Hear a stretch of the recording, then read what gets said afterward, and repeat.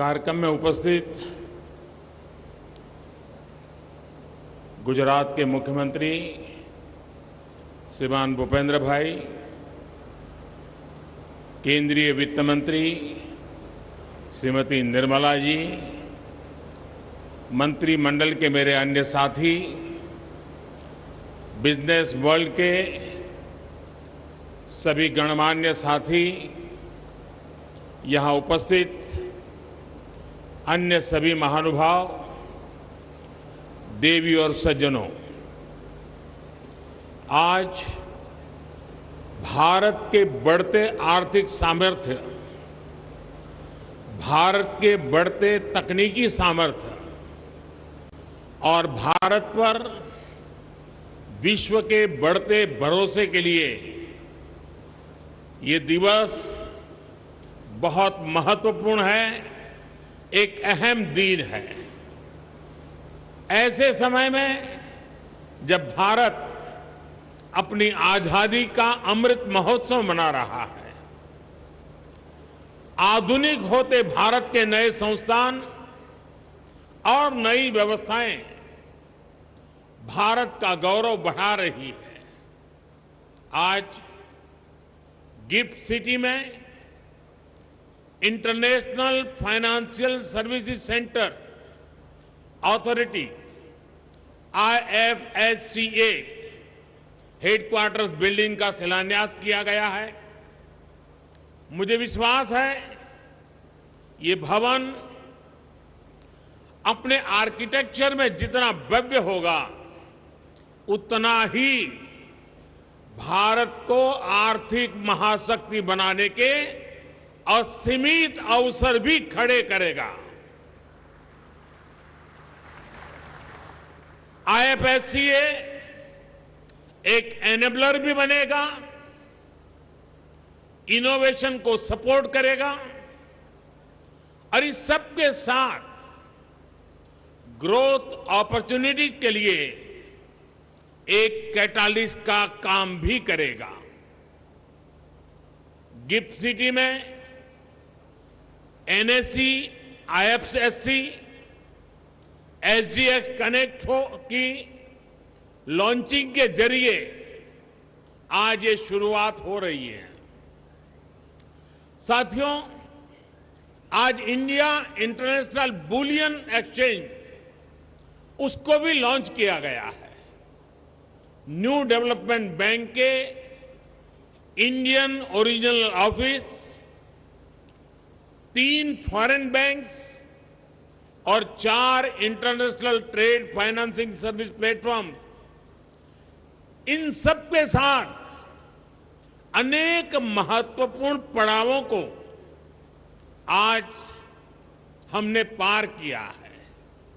इनसे 130 करोड़ देशवासियों के सामर्थ्य को आधुनिक वैश्विक अर्थव्यवस्था से जुड़ने में और मदद मिलेगी। भारत अब USA, UK और सिंगापुर जैसे दुनिया के उन देशों की कतार में खड़ा हो रहा है जहां से ग्लोबल फाइनेंस को दिशा दी जाती है। मैं इस अवसर पर आप सभी को और सभी देशवासियों को अनेक अनेक बधाई देता हूं। मैं विशेष रूप से सिंगापुर के अपने साथियों का भी अभिनंदन करता हूं, जिनके सहयोग से दोनों देशों के लिए संभावनाओं के आयाम खुल रहे हैं। साथियों, गुजरात में रहते हुए जब मैंने गिफ्ट सिटी की परिकल्पना की थी तो वो केवल व्यापार, कारोबार या आर्थिक गतिविधियों तक सीमित नहीं था। गिफ्ट सिटी की परिकल्पना में देश के सामान्य मानवीय की आकांक्षाएं जुड़ी। गिफ्ट सिटी में भारत के भविष्य का विजन जुड़ा है, भारत के स्वर्णिम अतीत के सपने भी जुड़े हैं। मुझे याद है जनवरी 2013 में जब मैं गिफ्ट वन के इनॉग्रेशन के लिए यहां आया था, तब लोग इसे गुजरात की सबसे ऊंची बिल्डिंग कहते थे।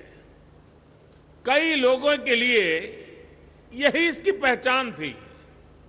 लेकिन गिफ्ट सिटी एक ऐसा आइडिया था जो अपने समय से भी बहुत आगे था। आप याद करिए 2008 में वर्ल्ड इकोनॉमिक क्राइसिस और रिसेशन का दौर था। भारत में भी दुर्भाग्य से वो समय पॉलिसी पैरालिसिस का माहौल था। लेकिन उस समय, यानी कल्पना कीजिए उस समय की दुनिया की स्थिति, उस समय गुजरात फिनटेक के क्षेत्र में नए और बड़े कदम बढ़ा रहा था।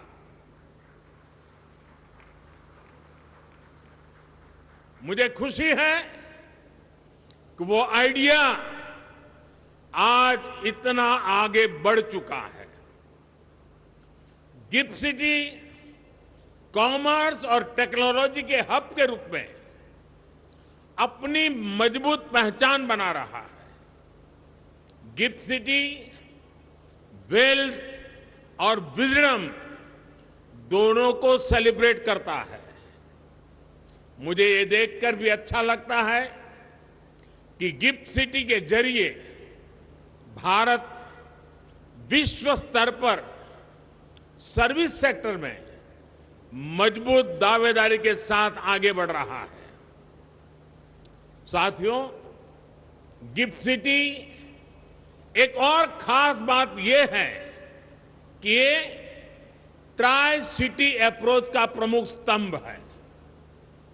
अहमदाबाद, गांधीनगर और गिफ्ट सिटी तीनों एक दूसरे से सिर्फ 30 मिनट की दूरी पर है और तीनों की ही अपनी एक विशेष पहचान है।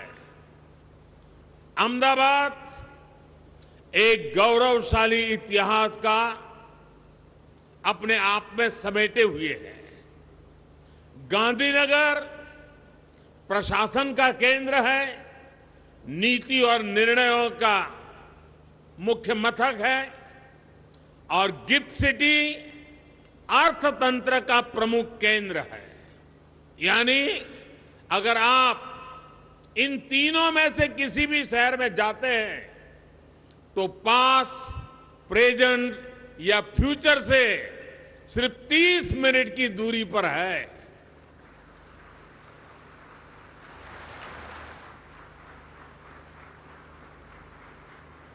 साथियों, गिफ्ट सिटी से जुड़े initiatives ease of doing business और ईज ऑफ लिविंग की दिशा में हमारे प्रयासों का हिस्सा भी है। हमें ये याद रखना होगा कि एक वाइब्रेंट फिनटेक सेक्टर का मतलब केवल इजियर बिजनेस क्लाइमेट, रिफॉर्म्स और रेगुलेशन तक ही सीमित नहीं होता। ये अलग अलग क्षेत्रों में काम कर रहे प्रोफेशनल्स को एक बेहतर जीवन और नए अवसर देने का माध्यम भी है। गिफ्ट सिटी एक ऐसी जगह बन रहा है जहां से नए नए आइडियाज निकल रहे हैं, वेल्थ क्रिएशन हो रहा है और दुनिया के सबसे बेहतर माइंड्स आकर यहां सीख रहे हैं, ग्रो कर रहे हैं। यानी गिफ्ट सिटी एक तरह से भारत के पुराने आर्थिक गौरव को प्राप्त करने का भी एक माध्यम बन रहा है। यहां इंडस्ट्री के जो दिग्गज हैं वो जानते हैं कि भारत के लोग सैकड़ों वर्षों से व्यापार और व्यवसाय के लिए पूरी दुनिया में जाते रहे हैं। दुनिया का ऐसा शायद ही कोई हिस्सा हो जहां भारतीय पहुंचे न हो। भारतीय व्यापारी इनोवेटिव फाइनेंसिंग टेक्निक्स उसका भी इस्तेमाल करते थे। मैं जिस जगह से आता हूं, मेरा जो जन्म स्थान है वडनगर, वहां खुदाई चल रही है और वहां भी खुदाई में प्राचीन काल के सिक्के मिल रहे हैं। ये इस बात का सबूत है कि हमारी व्यापारिक व्यवस्था और संबंध कितने व्यापक थे। लेकिन आजादी के बाद हम खुद ही अपनी विरासत को, अपनी इस ताकत को पहचानने से कतराने लग गए। संभवतः ये गुलामी और कमजोर आत्मविश्वास का असर था कि हमने अपने व्यावसायिक, सांस्कृतिक और दूसरे संबंधों को जितना हो सका सीमित कर दिया। लेकिन अब नया भारत इस पुरानी सोच को भी बदल रहा है। आज इंटीग्रेशन हमारे लिए सबसे बड़ा महत्वपूर्ण एजेंडा है। एक ग्लोबल मार्केट के साथ, ग्लोबल सप्लाई चेन्स के साथ तेजी से इंटीग्रेट कर रहे हैं और गिफ्ट सिटी भारत के साथ साथ ग्लोबल अपॉर्चुनिटी से जुड़ने का एक महत्वपूर्ण गेटवे है। जब आप गिफ्ट सिटी के साथ इंटीग्रेट करेंगे तो आप पूरे वर्ल्ड के साथ इंटीग्रेट करेंगे। साथियों, आज भारत दुनिया की सबसे बड़ी इकोनॉमीज में से एक है। इसलिए भविष्य में जब हमारी इकोनॉमी आज से भी कहीं ज्यादा बड़ी होगी, हमें उसके लिए अभी से तैयार होना होगा और बड़ा होना तय है।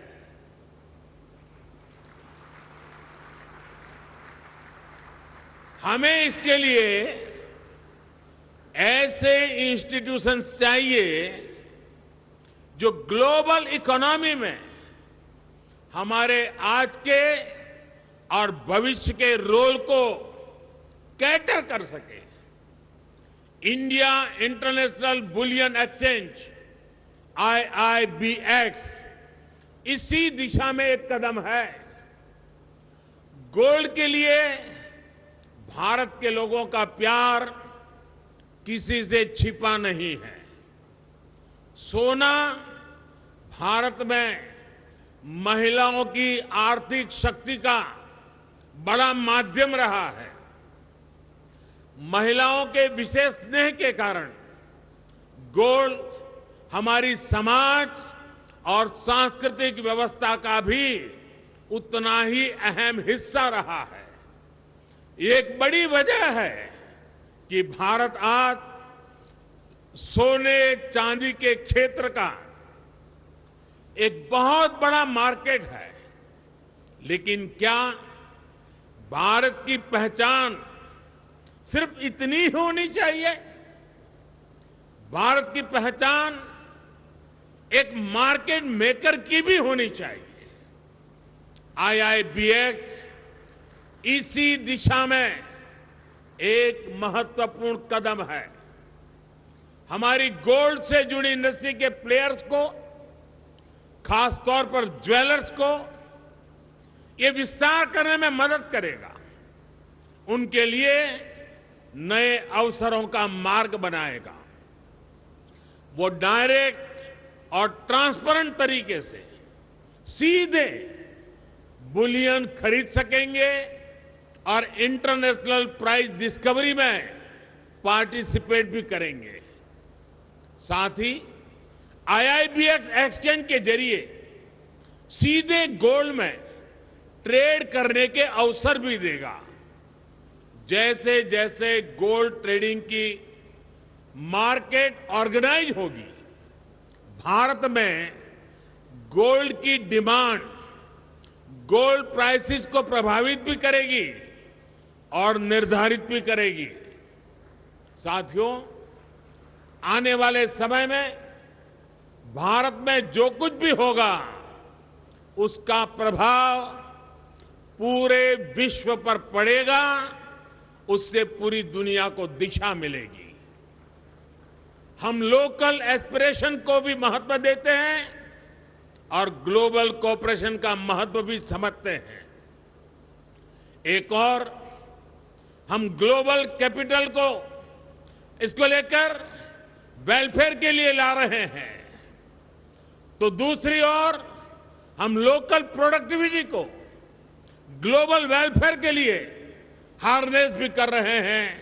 आज भारत में रिकॉर्ड फॉरेन डायरेक्ट इन्वेस्टमेंट आ रहा है। ये इन्वेस्टमेंट देश में नए अवसर पैदा कर रहा है, युवाओं की आकांक्षाओं को पूरा कर रहा है। ये हमारी इंडस्ट्री को ऊर्जा दे रहा है, हमारी प्रोडक्टिविटी को बढ़ा रहा है। और ये प्रोडक्टिविटी केवल भारत की ही ताकत नहीं बन रही, इसका लाभ पूरे विश्व को हो रहा है। ये बात सही है कि आज जो इन्वेस्टर्स भारत में इन्वेस्ट कर रहे हैं, वो अपने इन्वेस्टमेंट पर अच्छे रिटर्न्स कमा रहे हैं, लेकिन इसके प्रभाव, इससे जुड़ी संभावनाएं इससे भी कहीं ज्यादा व्यापक है। आज हमारे एक्सपोर्ट्स रिकॉर्ड लेवल को छू रहे हैं। हमारे प्रोडक्ट्स नए नए देशों में, नए नए मार्केट में पहुंच रहे हैं। एक ऐसे समय, और वो समय ऐसा है जब ग्लोबल सप्लाई चेन्स अनिश्चितता का शिकार है। दुनिया इस अनिश्चितता से आशंकित है। भारत दुनिया को क्वालिटी प्रोडक्ट्स और सर्विसेज का भरोसा दे रहा है। इसलिए जैसा कि मैंने कहा, ये लोकल वेलफेयर के लिए ग्लोबल कैपिटल और ग्लोबल वेलफेयर के लिए लोकल प्रोडक्टिविटी का एक अद्भुत कॉम्बिनेशन है।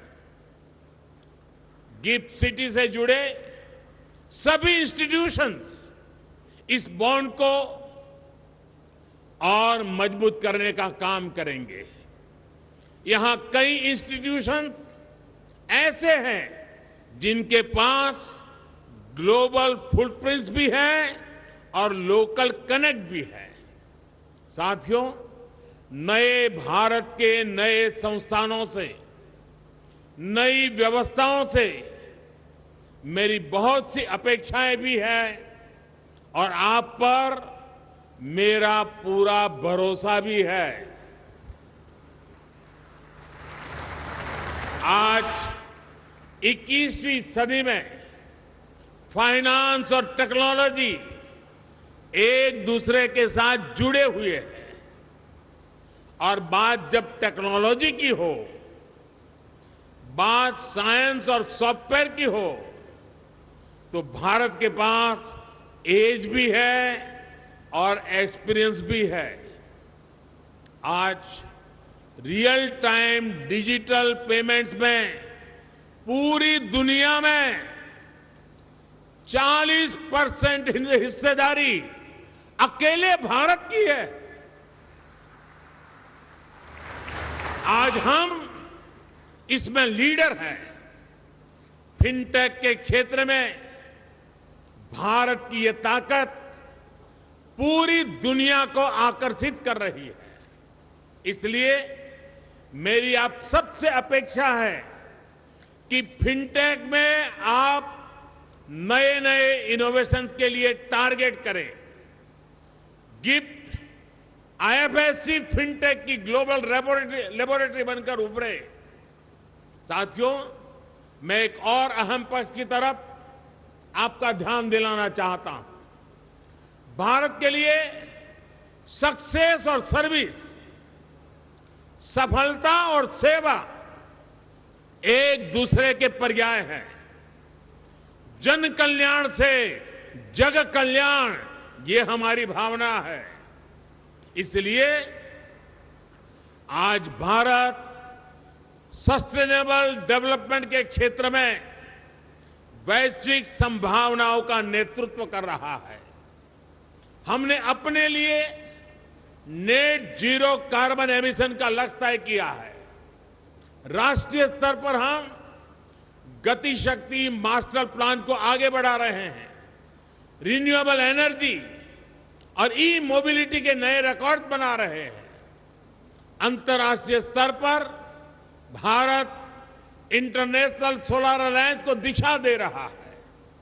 एक ऐसा क्षेत्र है जिसमें हमारा समर्पण असीम संभावनाओं को खोलेगा। मैं चाहता हूं कि गिफ्ट, आईएफएफसी, सस्टेनेबल और क्लाइमेट प्रोजेक्ट के लिए ग्लोबल डेट और इक्विटी कैपिटल का एक गेटवे बने। इसी तरह भारत को aircraft leasing, ship financing, carbon trading, digital currency और आईपी राइट से इन्वेस्टमेंट मैनेजमेंट तक कई फाइनेंशियल इनोवेशंस की जरूरत है। आईएफएससीए को इस दिशा में काम करना चाहिए। आईएफएससीए को रेगुलेशन और ऑपरेशन कॉस्ट को भी न केवल भारत बल्कि दुबई, सिंगापुर जैसे देशों की तुलना में भी कॉम्पिटिटिव बनाना चाहिए। आपका लक्ष्य होना चाहिए कि आईएफएससीए रेगुलेशंस में लीडर बने, रूल ऑफ लॉ के लिए हाई स्टैंडर्ड सेट करे और दुनिया के लिए पसंदीदा आर्बिट्रेशन सेंटर बनकर के उभरे। साथियों, बैंकिंग सेक्टर के जो साथी यहां हैं, उनके सहयोग से पिछले 8 सालों में देश ने फाइनेंशियल इंक्लूजन की एक नई वेव देखी है। यहां तक कि गरीब से गरीब भी आज फॉर्मल फाइनेंशियल इंस्टीट्यूशन से जुड़ रहा है। आज जब हमारी एक बड़ी आबादी फाइनेंस से जुड़ गई है, तो ये समय की मांग है कि सरकारी संस्थाएं और प्राइवेट प्लेयर्स मिलकर कदम आगे बढ़ाएं। उदाहरण के तौर पर आज बेसिक बैंकिंग से ऊपर उठकर फाइनेंशियल लिटरेसी के क्षेत्र में फाइनेंशियल एजुकेशन के लिए बड़ा स्कोप है। आज भारत में एक बड़ा एस्पिरेशनल क्लास है जो ग्रोथ के लिए इन्वेस्ट करना चाहता है। अगर उनके लिए ऐसे फाइनेंशियल कोर्सेज हो जो उन्हें अलग अलग फाइनेंशियल इंस्ट्रूमेंट्स और उनके फ्यूचर्स इसके बारे में सिखा सके, तो इससे उन्हें बहुत हेल्प मिलेगी। एक उदाहरण म्यूचुअल फंड्स का भी है। एसोसिएशन ऑफ म्यूचुअल फंड्स के मुताबिक 2014 में भारत में म्यूचुअल फंड इंडस्ट्री की एसेट्स अंडर मैनेजमेंट करीब 10 लाख करोड़ थी। इन 8 सालों में जून 2022 तक ये 250% बढ़कर 35 लाख करोड़ हो गई है। यानी लोग इन्वेस्ट करना चाहते हैं, वो इसके लिए तैयार हैं। हमें चाहिए कि हम उनके लिए एजुकेशन और इंफॉर्मेशन इंश्योर करें। मैं तो कहूंगा कि हमारे फाइनेंशियल इकोसिस्टम को नॉन फाइनेंस कॉलेज के साथ टाई अप करना चाहिए, युवाओं को एजुकेट करना चाहिए। आखिरकार ये युवा ही हैं जो आने वाले समय में अर्नर्स और इन्वेस्टर्स बनेंगे। इन कोर्सेज में लोगों का भरोसा पैदा हो, इसके लिए उन्हें नॉन फॉर प्रॉफिट मोड पर चलाया जाना चाहिए। गिफ्ट सिटी भी प्राइवेट प्लेयर्स के कामकाज को देखकर इसके लिए एक अच्छा रोड मैप और ग्राउंड रूल्स तैयार करने पर काम कर सकता है। इस साल बजट में गिफ्ट सिटी में फॉरेन यूनिवर्सिटीज को लेकर जो घोषणा हुई है, उससे भी इसे मदद मिलेगी। साथियों, मुझे विश्वास है कि आप देश के सामर्थ्य का पूरा सदुपयोग करेंगे और अमृत काल में देश की अपेक्षाओं पर खरा उतरेंगे। इसी भावना के साथ आप सभी का बहुत बहुत धन्यवाद। मैं गुजरात सरकार का भी धन्यवाद करूंगा कि गिफ्ट सिटी के इतने बड़े मिशन में गुजरात सरकार की नीतियां बहुत ही पूरक और पोषक बन रही है और इसके लिए भी मैं गुजरात सरकार के सभी इनिशिएटिव्स को उसकी सराहना करता हूं। गुजरात के मुख्यमंत्री जी का अभिनंदन करता हूं। यहां मैं देख रहा हूं जेम्स और ज्वेलरी की दुनिया के लोग भी बड़ी मात्रा में नजर आ रहे हैं। मुझे पूरा विश्वास है कि इस अवसर को वो भली भांति समझते हैं। उनके लिए कितना बड़ा अवसर पैदा हुआ है, उसका अंदाज उनको भली भांति आता है और उसका लाभ वे बहुत भरपूर उठाएंगे। इस विश्वास के साथ मैं फिर एक बार आपको बहुत बहुत धन्यवाद देता हूं, बहुत बहुत शुभकामनाएं देता हूं। धन्यवाद। विक्रमी पुरुष सिर पर चलता न छत्र पुरखों का धर, अपना बल तेज लगाता है, सम्मान जगत से पाता है। राष्ट्रकवि